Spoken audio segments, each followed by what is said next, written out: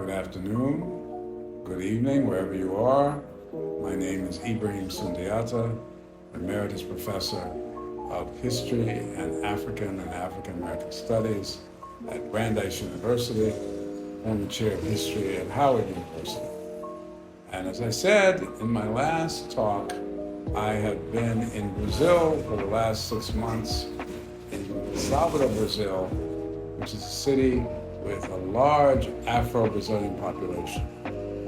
And in this year, 2023, I will be traveling around the African diaspora, as I have for the last 40 years, giving my impressions of this diaspora as it has changed, because it has changed. We know more about each other, although in some ways we know less about each other. And so I'm in Salvador writing about a man who was an abolitionist, and I'll leave him out until a later talk. The title of the book is Nigger Lover. That's what he was called, and I guess in the 19th century American sense, that's what he was. But to get on to today's topic, it is this idea of diaspora. Where does it start? Where the African diaspora? In the 19th century, there was an African diaspora, and it was scattered in South America, the Caribbean, and the southern United States. South America and the Caribbean received far more enslaved persons than did the United States, although we hear much, much more about the United States. Brazil received about 30% of the enslaved persons, and the United States less than 5%. If you look, you do a search online, you find far more is written about the United States because of the peculiar nature of the discourse and the argument around slavery in the United States, which we can get to in a minute. Why was slavery talked about so much in the United States, whereas relative to other places, the absolute numbers were smaller? Now, one question is, where did the diaspora start? Because this has become a big question, especially with international tourism, with people communicating through the internet, this idea of a scattering of African peoples, or sons and daughters of Africa. Now, the original word diaspora is a Greek word, and it comes from the Greek meaning a scattering of Jews, the Jews who were scattered throughout the Middle East, the Mediterranean basin, the Roman Empire, and then later Eastern Europe. In the 19th century, many black thinkers spoke in terms of Pan-Africanism. Pan meaning all Africanism. That somehow, although communication was hard, etc., that black peoples and their descendants could communicate towards a common destiny in the Americas, or in some cases going back to Africa. Now, this was an idea that had many more adherents than we think. The largest African American movement was not the Nation of Islam, nor was it the Southern Christian Leadership Conference. It was the United Negro Improvement Association of Marcus Garvey. And one of the aims, not the only aims, was to return to Africa, specifically Liberia. Now, this happened. These were millions of people with their nickels and dimes. They were not talking about going on heritage cruises. They were not talking about going to Gorée and the door of no return. They were not talking about vacations. They were not talking about heritage tourism.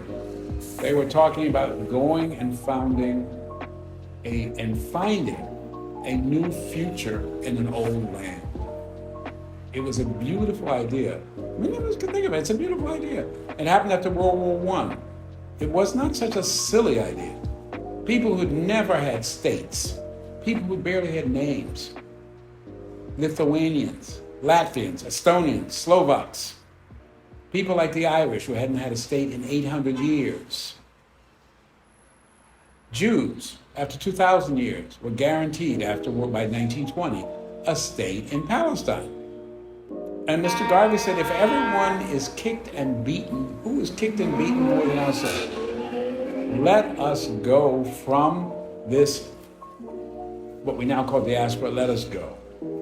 It didn't happen for all kinds of reasons, as I mentioned last time. It was opposed by people on the left, on the right. It was called crazy. Many people said, like W.B. Du Bois, stay in the United States, fight in World War I, prove you're a true American, and after the war, they will give you what you fought for. Fight for it. Show you're loyal. Close ranks. African Americans fought in World War I, as they have in every war the U.S. has fought, and always with the same result. Almost nothing. Now, I want to ask myself the question, where did diaspora spring? Does it matter? In 2019, there was a huge meeting in Ghana, which was called the Year of Return by the Ghanaian government. It coincided with the New York Times 1619 project. It was a wonderful synergy. And the Ghanaian government said, well, it was at a moment in the early 1600s in Ghana that the first slave ship left, sailed across the ocean to the Chesapeake, and founded the first settlement in which Black people were enslaved and became the labor source. Now, actually, in 1619, Elmina was not British, it was Portuguese. It remained that way for another generation. The people who arrived in Virginia in 1619 were not from West Africa. They had nothing to do with Ghana. And, we'll talk about that in a minute.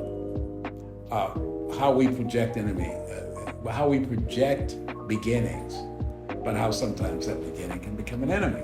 The people on that boat were from Luanda in Angola, and they were going to Latin America. They were going to Veracruz in Mexico. Most of them arrived. Some of them were captured by pirates and ended up in the Chesapeake Bay and ended up in Virginia, 19 of them, out of several hundred. And this is what we know. We've known this for a long time. But it's not a particularly sexy story. It's not a sexy story. We want a beginning story. But now what I find, and I found this out last week, all over West Africa, governments are finding the first place, because we all want a first place to go back to. It's good for our ego and it's good for tourism. Senegal has a starting point at Gorée and a door of no return. Benin has a friend just came back from their door of no return. I found out that Calabar in Nigeria, I found this out last week, getting ready for you, has a door of no return, and they were going to set up a theme park. You could go and go on a roller coaster, and you could also go through a door of no return. Fabulous. And the money would roll in. Well, every place can't be the first place.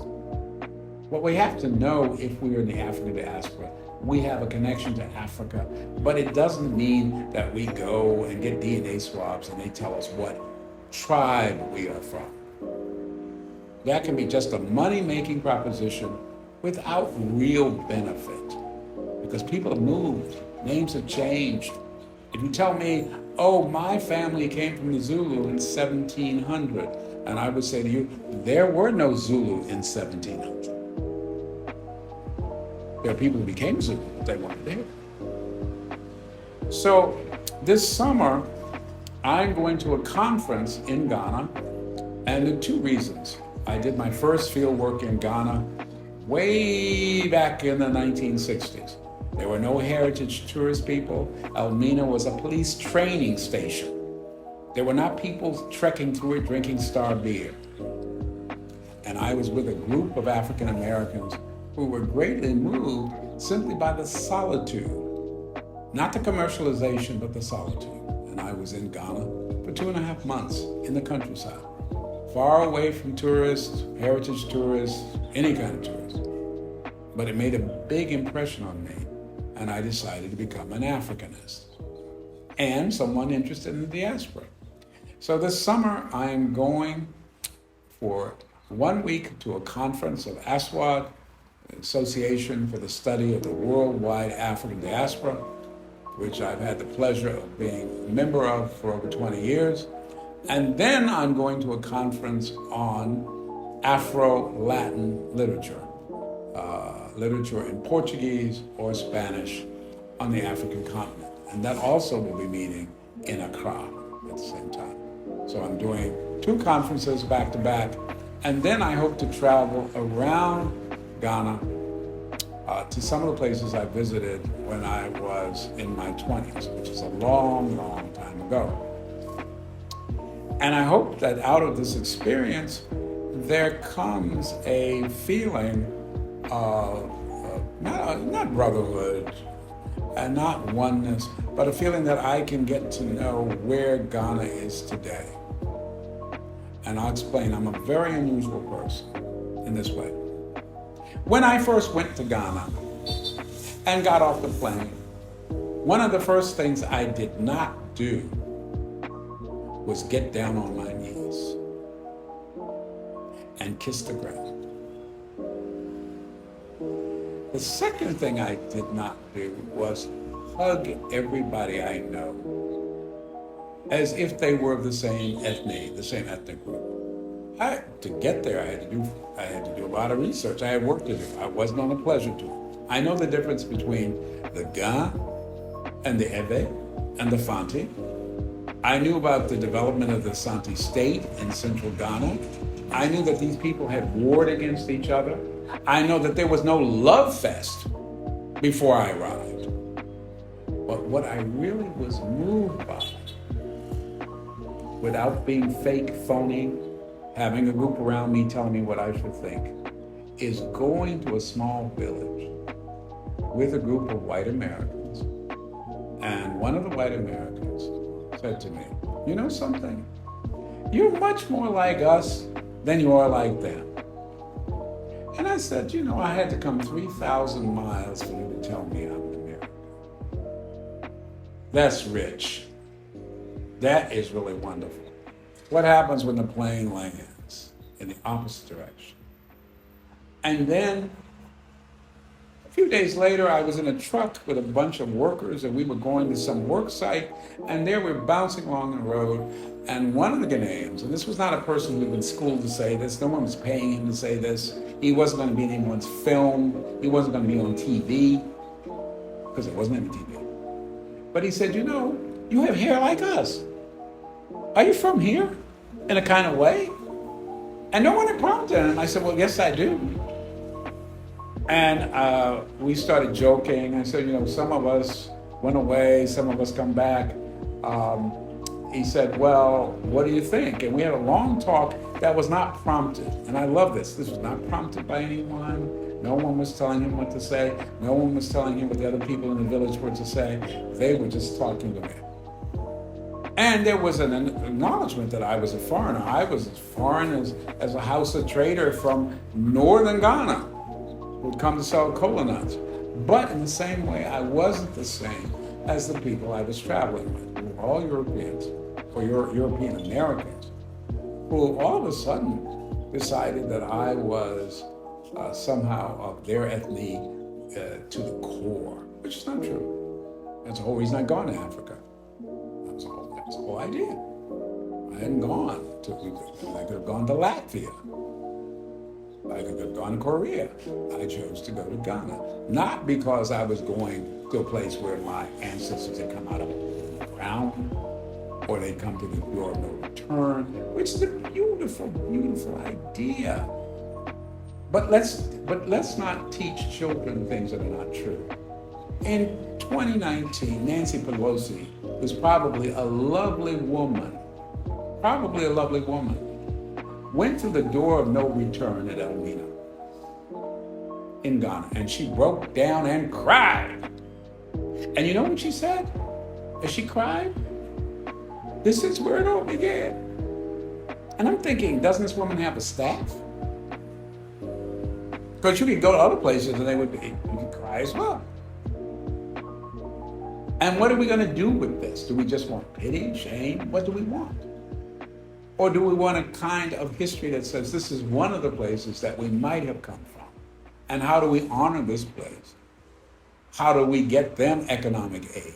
And then how do they help us explain our American story, especially the North American story, which is different than the Brazilian story, which is different than the Puerto Rican story, which is different than the Dominican story, which is different than the Jamaican story. So this is what I'll be doing this summer in August.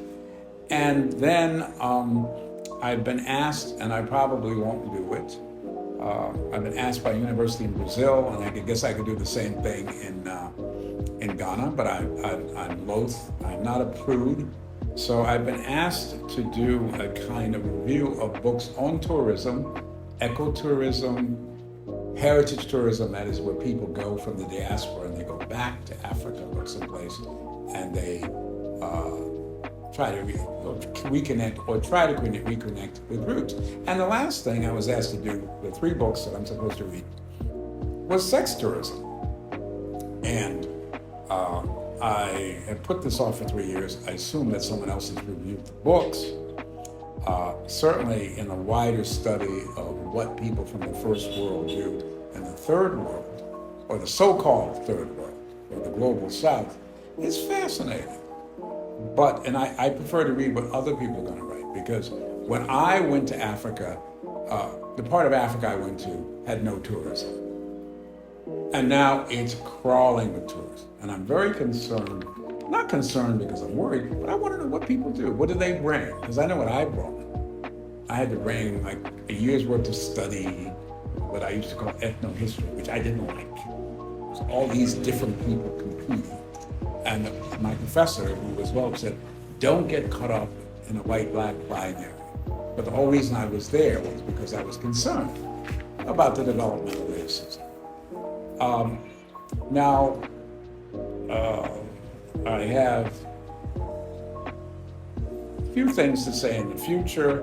One is, and we'll come back to this, I have a good friend who is a Afro-Brazilianist, Vânia Vinha-Lopes, who is working on a series of talks like this one. And one of her talks, the last one I saw, was on the construction of blackness in the United States, which varies from other places. It does. And one of my interests in reading other people is how blackness in the U.S. has been constructed, how it's morphed, how it continues to morph. Once it was a binary, then it moved from the 1850s up to sort of 1930, with actually people put in the middle in the federal census until 1930. And in 1930, anyone of African ancestry became Negro. And then now and again, there's a movement to divide this up again. My question to myself is why? What does it mean about class? What does it mean about color? This is not just a game. If we begin creating new groups out of a binary, we begin splitting it. Why are we doing it? Whom does it benefit? Is it somehow responding to a real idea of who is black? For instance, some people would say people in the diaspora who are descendants of slaves should be the one to get reparations, and not someone who's come to the United States from, let's say, the Caribbean. I'm not upset about this, I don't have a personal interest, but I found out in the last year that my grandfather was put down in the census as West Indian. Do I get my money? Well, since the rest of my family is from the deep South, I'm not that worried. But the question is, this goes back to the meaning of blackness in diaspora. It would mean that all black folks are black folks, but some are blacker than others. Some get stuff that others don't. And the question is why? And why shouldn't they? But then if slavery was endemic, if the way they got to the Americas was slavery, then who gets paid and who pays? And then if slavery is, as I used to tell my students, if slavery is like marriage, if slavery is universal, it's going to be very hard to find someone in the 18th century who has an ancestor, wherever they are, including Central China, who wasn't a slave. Do they get paid by someone? Now, these are all questions. I come on this trip, this year-long trip, and writing this book, The Nigger Level, full of questions. Hopefully, a year from now, I'll be talking to you with some of the answers that I think I've hit upon. Not the truth of truths, and certainly not my truth. I still believe that there is a kind of objective socio-political reality.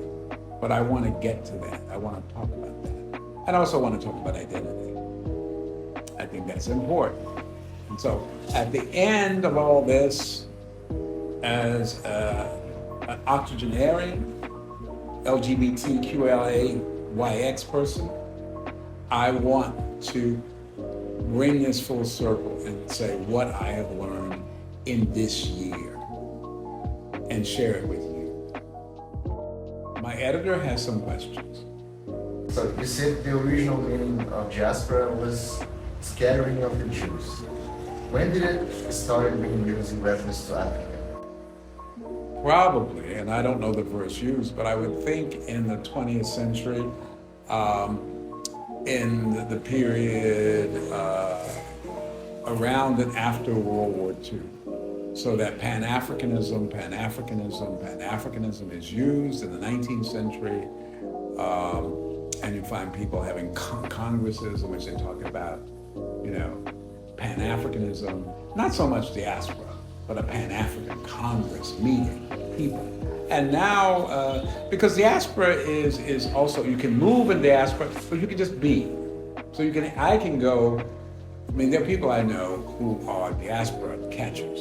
They will go to Peru, and they will go to the, not the uplands and not the lowlands, but they will go to Peru and find a village of Afrodescendientes.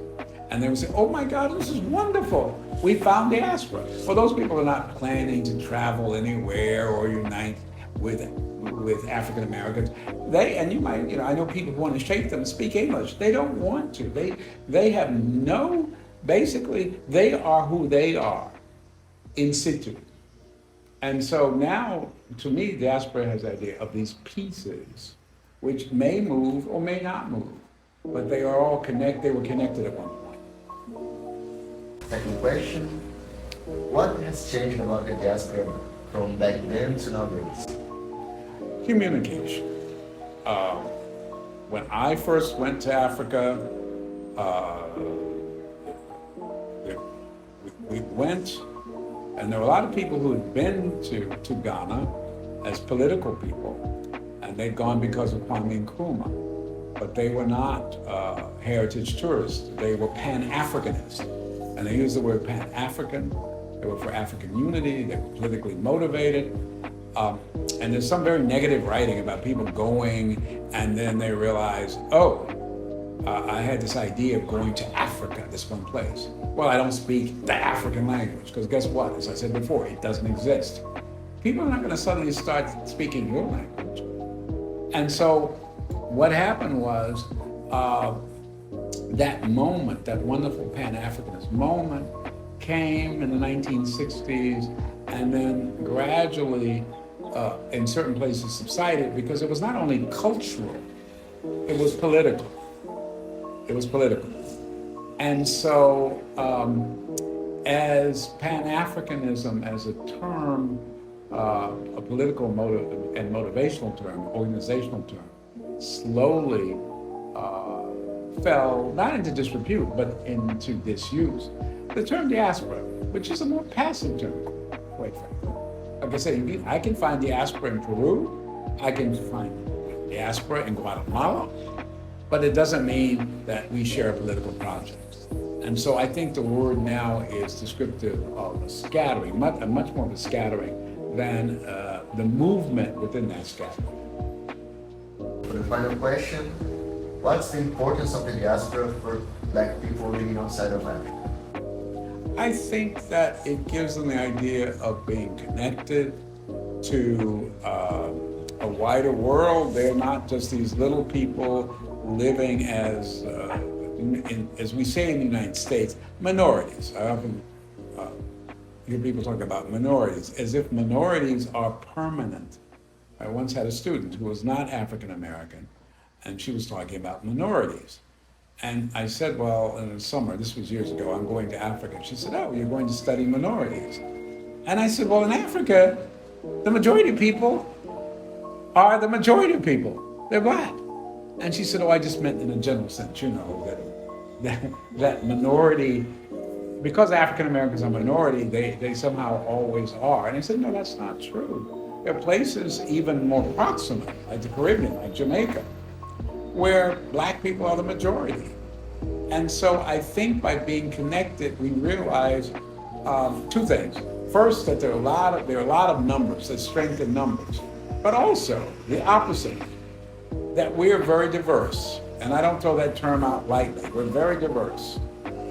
I have been, and I'll say something provocative here, I was invited by Africa's most sanguinary dictatorship, a country which probably has the worst human rights record in the world.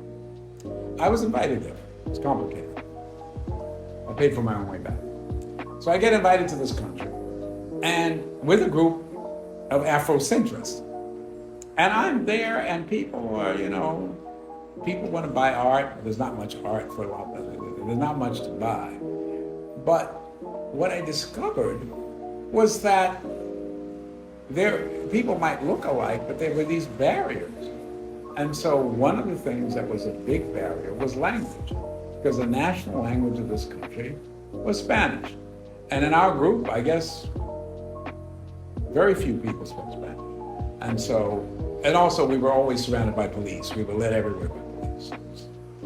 So that at the end, someone had to give a report on what we'd seen, and basically we had seen buildings, but no one had talked to a person from this country. And I thought, that says a lot about diaspora, because we were there physically, but we weren't interacting with the people. And that wasn't the aim. I mean, there were a lot of aims about why we were there. And so I thought, I really wish we could have had a listening session to sit down with ordinary citizens and talk. But that would have been against government policy. We were not going to sit down with anyone and talk. That was a no-no. That was prohibited. And the culture barrier was rigidly maintained along with a political barrier. We did see a lot of very hardworking Chinese technicians, however, who have been living there quite some time. This talk will be available on YouTube, Spotify, and those of you who know me from Facebook will see it as well. I hope that many of my colleagues, students, former colleagues at various universities will see it.